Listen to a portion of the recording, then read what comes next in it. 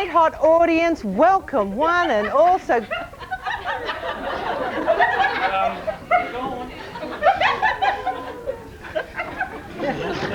I didn't say anything yet.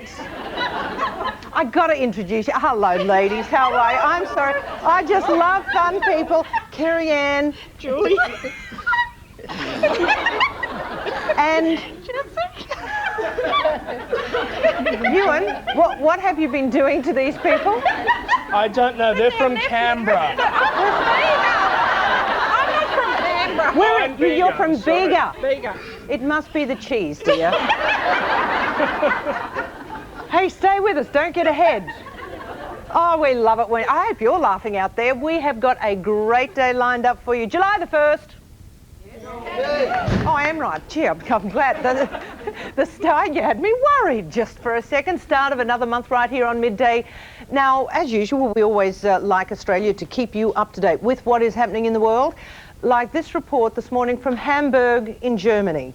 Here's the story. The police pulled over a driver after hearing reports that he was seen pushing a woman's body into the boot of his car outside a supermarket. Now, the police released the woman. When they did that, she had to explain that she and the driver were actually lovers. She was, in fact, hiding in the boot, and she was there with this guy. Her husband accidentally, unexpectedly turned up at the supermarket. Hey, but come on, what a weird place to have an affair.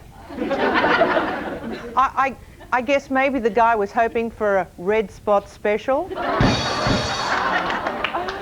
Oh, okay, it's the first.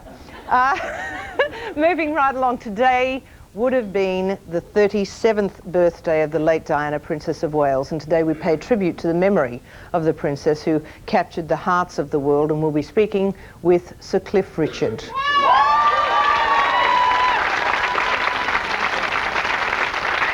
A most interesting man, a charming guest. Also, we meet a man who claims the answer to choosing the right perfume is contained in your star sign, the zodiac sign, so stay tuned for that. Incidentally, happy birthday to cosmetics and perfume queen herself, Queen Estee Lauder.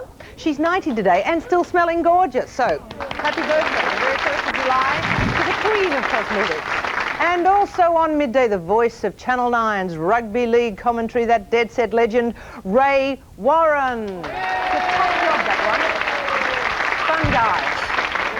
And long distance swimmer, the marathon woman herself, Shelley Taylor-Smith, will be along. And a segment no male should miss when we discuss new treatments for prostate problems. And to open the show, an amazing woman with an extraordinary talent, a long-time favourite with Australians. And she's just taken New York and America by storm, performing Yodeling March Time from her new album called Yodeling the Classics. Welcome Australia's Queen of Yodeling, Mary Schneider.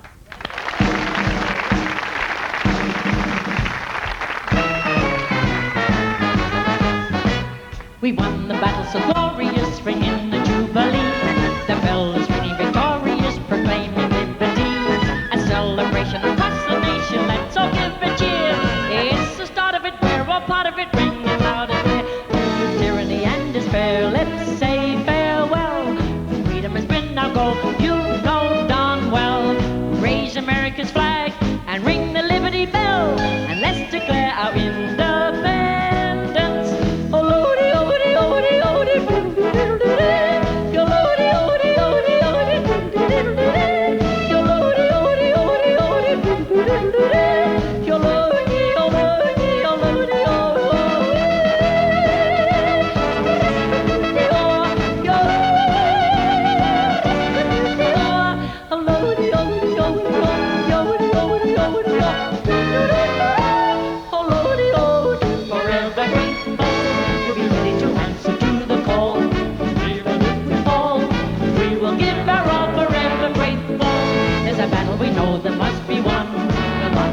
We'll get satisfaction, we'll fight and die for the flag.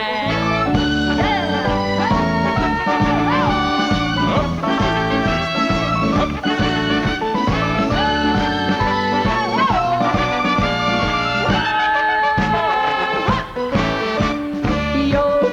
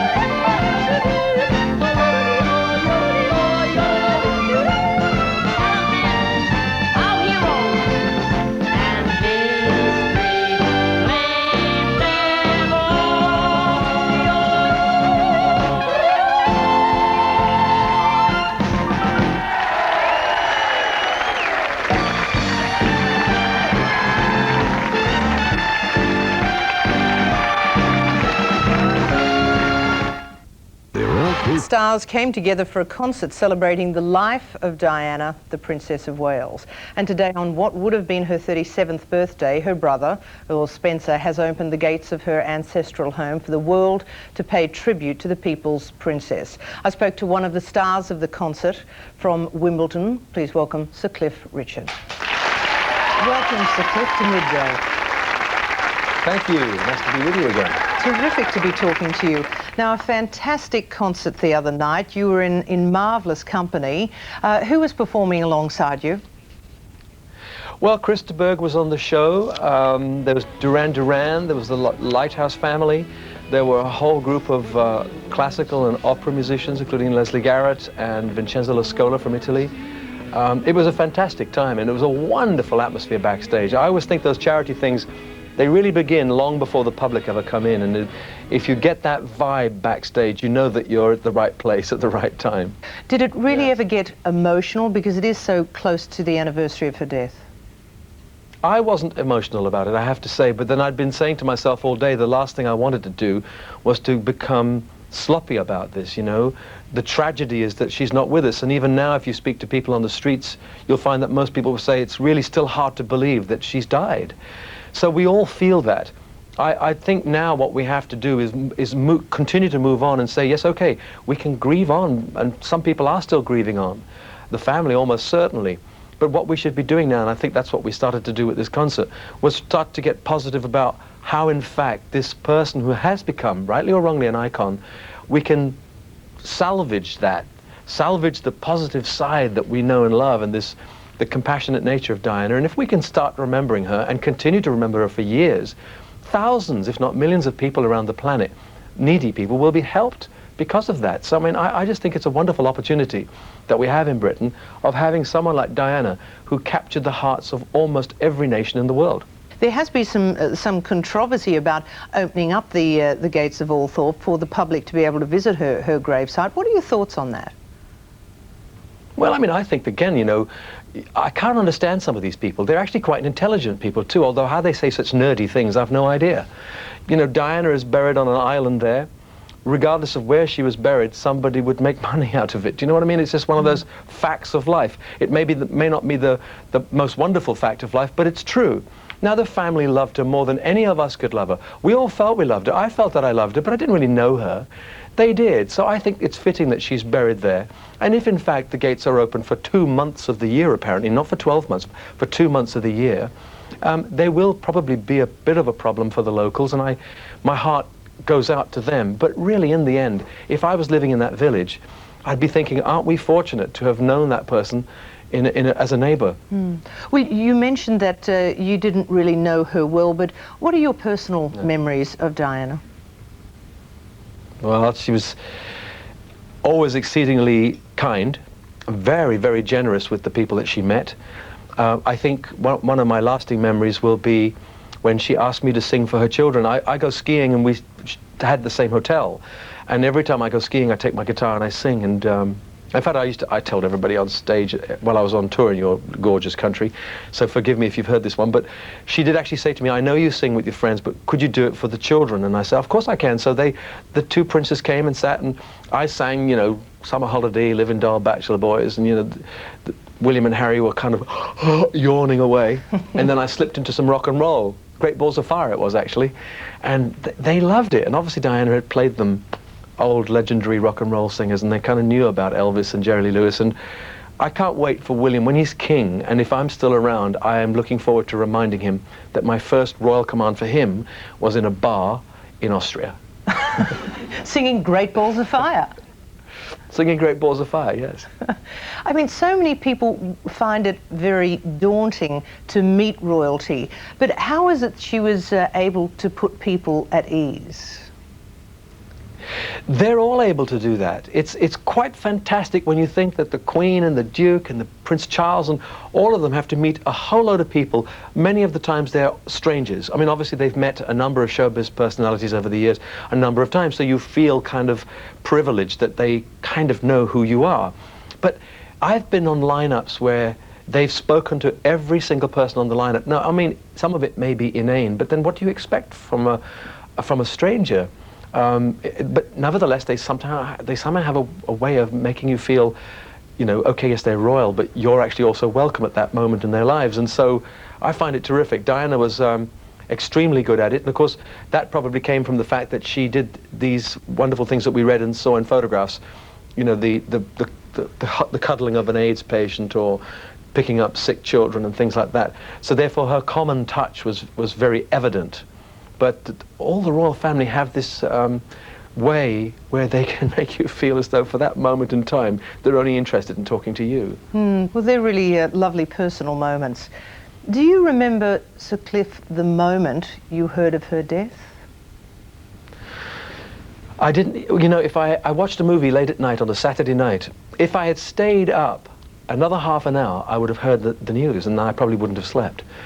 And so I woke up really late that day, turned the radio on to listen to the Archers, and I could hear this man talking about somebody who had obviously just died. And it took 5 minutes before her name was mentioned, and then it was a jolt. And I guess everyone will tell us a similar story. The feeling was of total disbelief.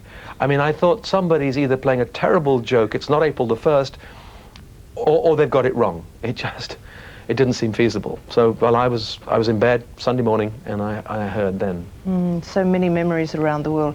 You also attended the funeral that literally billions of people around the world watched on television. Can you describe the atmosphere?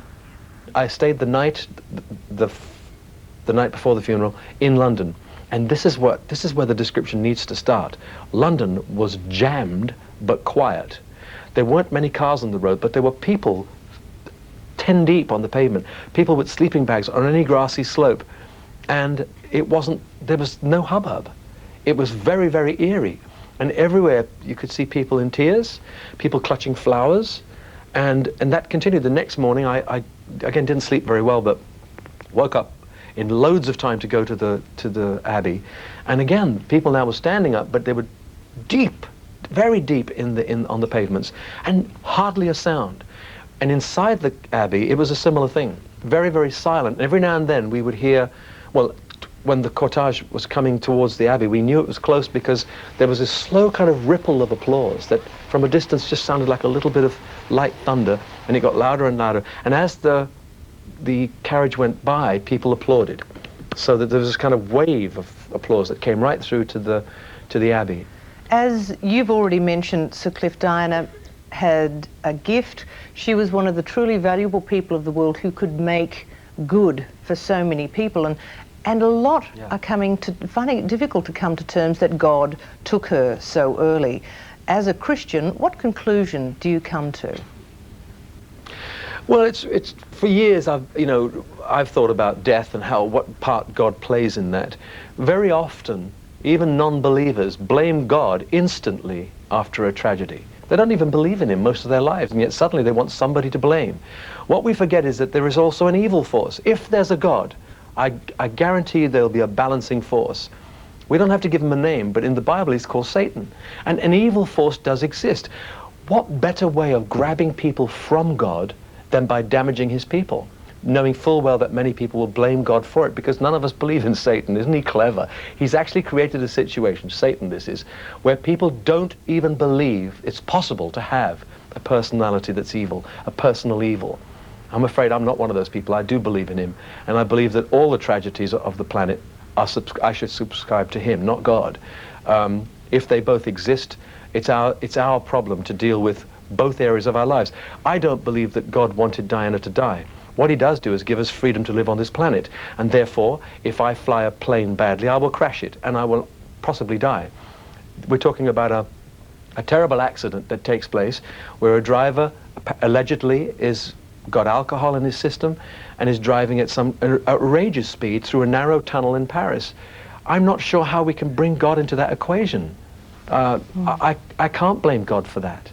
I can rant and rave at him sometimes, which I think we all have the right to do, because we don't understand. We're fallible human beings. We don't understand why things happen. So we can rant and rave at him, but to blame him is to actually take away the blame from the rightful perpetrator of the deed. And therefore I would think that Satan gloated over the death of Diana, and God wept, and probably still is weeping. And if Satan did gloat on the day of Diana's funeral when it literally stopped the world, what would that have said to Satan when so many people cried and watched her? The planet grieved for her. I'm not suggesting that people are going to suddenly turn to Christianity because of the death of Diana, but it made them stop short and made them think through their lives, and many people have started looking in spiritual directions. That is a terrific start, and I don't think Satan would be gloating about that. He'll think, oh dear, I didn't do a good enough job. Sir Cliff, what will be your one most lasting, everlasting, personal memory, not public image of Diana, but your one last personal memory? I mentioned it when I was on stage in Australia this last trip, and it was the fact that when I went to a party, and I knew Diana socially, I didn't know her well. We were about to work together on a project, and I always think if you work together with somebody, you get to know them far better. You get all their real thoughts come through. But I met her socially a number of times, and one of the times I'll always remember is that I went to a friend's home here in London, and we had dinner, and Diana was there as one of the guests, and all I know is that she said, "Do you mind, can I wash up?" And I know that I get this too. People don't believe that people like myself wash up, but we do. But to get it from a princess seemed absolutely so real that from then onwards, I never ever read any stories about Diana again. Every time I saw her name in the paper, I would maybe look at the photographs and think, gosh, how beautiful she was. But I refused to read the stories because most of them didn't talk about the real Diana that I'd met and known. So I'll always remember that section. You just had a feeling that she would generally quite like to have got into a pair of rubber gloves and washed up. Well, tonight there is a very real documentary. It's called Diana's Birthday Tribute. It will air tonight on Channel 9 at 8:30, and it's a beautiful documentary and a very real one. And we could just want to say thank you, Sir Cliff, for taking the time to spend with us and talking about the memory. It's so appreciated. Thank you, Sir Cliff Richard. Kerri-Anne, thank you very much.